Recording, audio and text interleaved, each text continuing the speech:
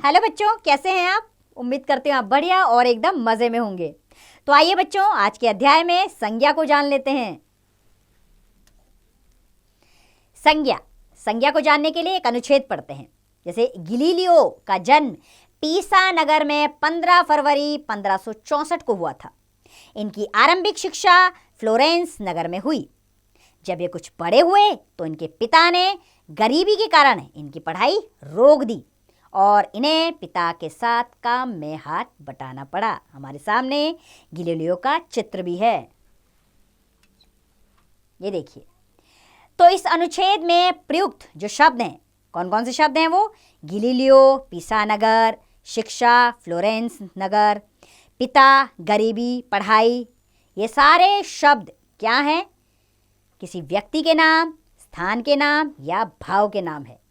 व्याकरण में इन नामों को ही संज्ञा कहते हैं। अर्थात किसी व्यक्ति, प्राणी, वस्तु, स्थान, भाव आदि के नाम को संज्ञा कहते हैं। चलिए बढ़ते हैं अब उसके भेद की ओर। यानी संज्ञा के भेद जो 3 होते हैं। पहला है व्यक्तिवाचक संज्ञा, दूसरा जातिवाचक संज्ञा और तीसरा है भाववाचक संज्ञा। सबसे पहले पढ़ेंगे हम विस्तार पूर्वक व्यक्तिवाचक संज्ञा के बारे में। बच्चों, किसी विशेष व्यक्ति, वस्तु अथवा स्थान के नाम का बोध कराने वाले शब्दों को व्यक्तिवाचक संज्ञा कहते हैं। इनके विषय में आपने पहले की कक्षाओं में भी पढ़ा होगा। व्यक्तिवाचक संज्ञा कौन कौन सी होती है? जैसे कि किसी विशेष व्यक्ति का नाम, जैसे सूरदास, मानव, सुमन, अनुपमा। किसी विशेष वस्तु का नाम, जैसे गीता, कुरान, बाइबल, रामायण। विशेष स्थान का नाम, जैसे दिल्ली, गांधी चौक, सोनीपत, अक्षरधाम मंदिर आदि। ये सब क्या है? व्यक्तिवाचक संज्ञा के उदाहरण है। दूसरे नंबर पे संज्ञा जो आती है वो है जातिवाचक संज्ञा। किसी व्यक्ति, प्राणी, वस्तु अथवा स्थान की संपूर्ण जाति का बोध कराने वाले शब्दों को जातिवाचक संज्ञा कहते हैं। जैसे व्यक्ति का नाम है माता, पिता, भैया, बहन, चपरासी, बच्चा आदि। प्राणी का नाम मछली, तोता, चिड़िया, हाथी, खरगोश, गिलहरी।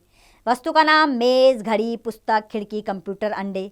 स्थान का नाम है बाजार, मंदिर, घर, सड़क, गली, पहाड़ आदि। अब तीसरे नंबर की संज्ञा आती है भाववाचक संज्ञा। किसी व्यक्ति, वस्तु, प्राणी अथवा स्थान के गुण, दोष, भाव, अवस्था आदि का बोध कराने वाले शब्दों को भाववाचक संज्ञा कहते हैं।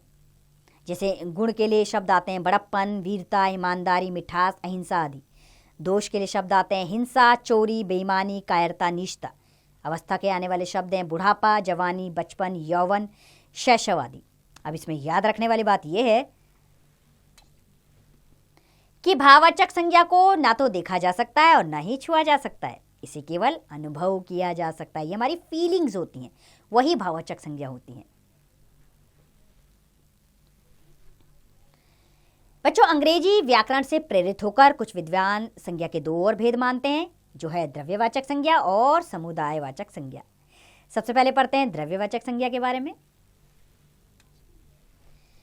जो शब्द किसी धातु, द्रव्य अथवा पदार्थ का बोध कराते हैं उन्हें द्रव्यवाचक या पदार्थवाचक संज्ञा कहते हैं। जैसे गेहूं, सोना, चांदी, चावल, पानी, तेल, दूध आदि।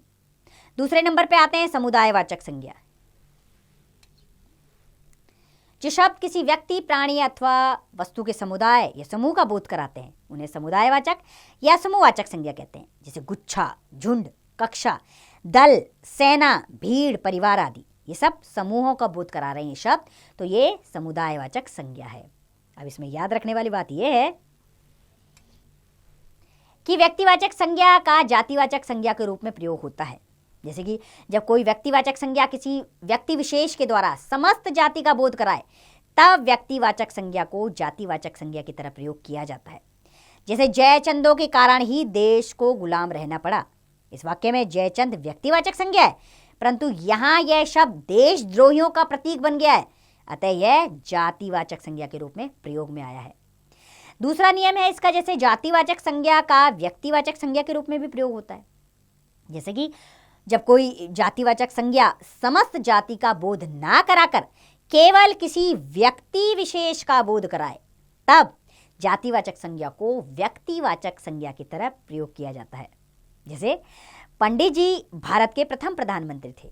इस वाक्य में पंडित जी जातिवाचक संज्ञा है, क्योंकि पंडित जी नाम नहीं होता, जाति होती है। परंतु यहाँ यह शब्द जाति सूचक ना होकर व्यक्ति विशेष यानी पंडित जवाहरलाल नेहरू के लिए प्रयुक्त हुआ है, अतः यह व्यक्तिवाचक संज्ञा है। आइए भाववाचक संज्ञाएं बनाना जानें। तो बच्चों, भाववाचक संज्ञाएं 5 प्रकार से बनाई जाती हैं। जातिवाचक संज्ञा शब्दों से, सर्वनाम शब्दों से, विशेषण शब्दों से, क्रिया शब्दों से और अवयव शब्दों से। सबसे पहले हम जानेंगे जातिवाचक संज्ञा शब्दों से भाववाचक संज्ञाएं बनाना।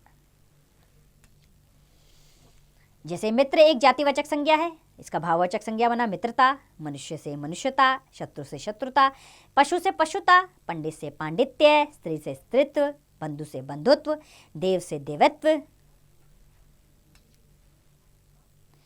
हिंदू से हिंदुत्व, साधु से साधुत्व, लड़का से लड़कपन, बच्चा से बचपन, भाई से भाईचारा, गवाह से गवाही, विद्वान से विद्वता, पुरुष से पौरुष और पुरुष, तपस्वी से तप, बूढ़ा से बुढ़ापा, गरीब से गरीबी, ईमान से ईमानदारी, इंसान से इंसानियत, कवि से कवित्व।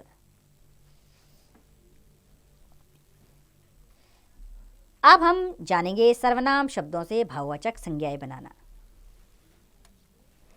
जैसे कि आप एक सर्वनाम शब्द है, इसकी भाववाचक संज्ञा बनेगी आपा।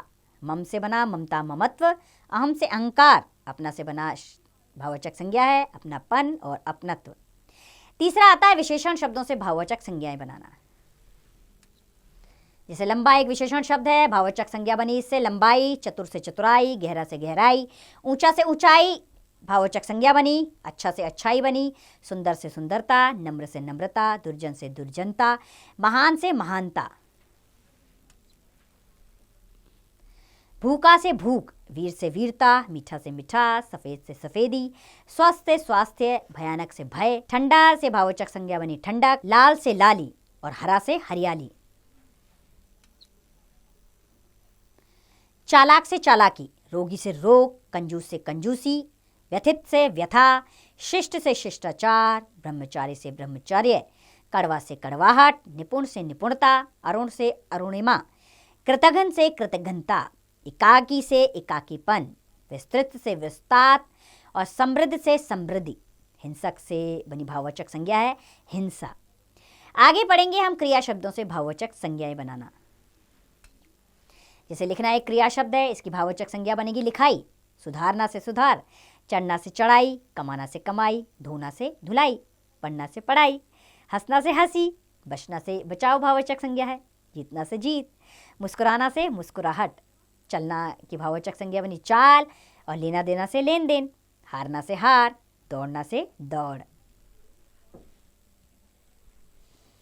इसी तरह अब हम पढ़ेंगे आगे इन्हीं को। जैसे चुनना एक क्रिया शब्द है, इसकी भाववाचक संज्ञा बनेगी चुनाव। थकना से थकावट, जागना से जागरण, बहना से बहाव, पूजना से पूजा, सींचना से सिंचाई और गिरना क्रिया से भाववाचक संज्ञा बनी गिरावट और सजाना से सजावट। अब आगे पढ़ेंगे हम अवयव शब्दों से भाववाचक संज्ञाएं बनाना। शीघ्र एक अवयव शब्द है, भाववाचक संज्ञा बनी शीघ्रता, समीप से सामीप्य, दूर से दूरी, धिक से धिक्कार, शाबाश से शाबाशी, कम से कमी, निकट से निकटता, वाह से वाहवाही, जल्दी से जल्दबाजी और परस्पर से पारस्परिक भाववाचक संज्ञा बनी है। आइए आपके अभ्यास के लिए इसे एक बार दोहरा लेते हैं। किसी व्यक्ति, प्राणी, वस्तु, स्थान, भाव आदि के नाम को संज्ञा कहते हैं। संज्ञा के मुख्यतः 3 भेद होते हैं, व्यक्तिवाचक संज्ञा, जातिवाचक संज्ञा और भाववाचक संज्ञा। कुछ विद्वान संज्ञा के 2 भेद और मानते हैं, जो हैं द्रव्यवाचक संज्ञा और समुदायवाचक संज्ञा। किसी विशेष व्यक्ति, वस्तु अथवा स्थान के नाम का बोध कराने वाले शब्दों को व्यक्तिवाचक संज्ञा कहते हैं। किसी व्यक्ति, प्राणी, वस्तु अथवा स्थान की संपूर्ण जाति का बोध कराने वाले शब्दों को जातिवाचक संज्ञा कहते हैं।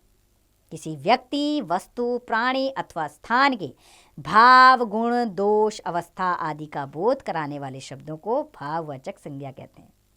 जो शब्द किसी द्रव्य, धातु अथवा पदार्थ का बोध कराते हैं उन्हें द्रव्यवाचक संज्ञा कहते हैं, और जो शब्द किसी व्यक्ति, प्राणी अथवा वस्तु के समूह या समुदाय का बोध कराते हैं उन्हें समुदायवाचक संज्ञा कहते हैं। उम्मीद करती हूँ बच्चों यह अध्याय जिसमें हमने संज्ञा के बारे में विस्तृत जानकारी ली है और आपको समझाई है वो आपको अच्छे से समझ आया होगा। अब इसका अभ्यास कार्य आप स्वयं कीजिए।